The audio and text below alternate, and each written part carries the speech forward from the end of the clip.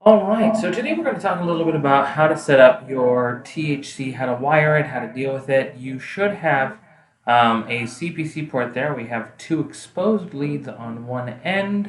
You can see those there. And then, of course, you have a DB9 and the circular plastic connector, the CPC, on the other end.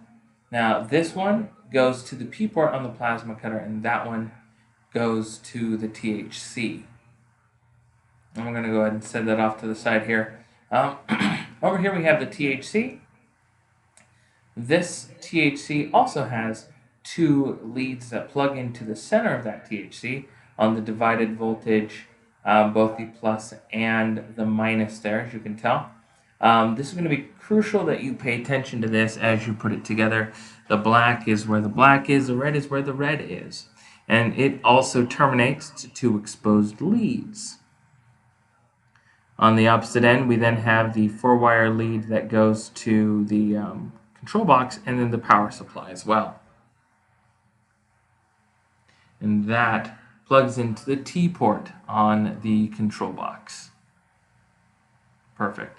Okay, so what you're going to need to do to wire this all correctly is you're going to need a screwdriver, and we are going to essentially bring those two wires together. Now, in this case, we don't need to, let's just say, solder them together. We're just going to remove it off of the back end of the THC and supplant it with the one off of the CPC. So we're going to take a small screwdriver and unscrew it off of that THC. I just have a small flathead screwdriver, and that pops off, and congratulations, you now have a free cable.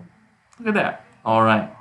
Then we're going to take the two cables coming off the CPC, and we're going to plug them in to the same ports and same color configuration as we initially had it on the THC.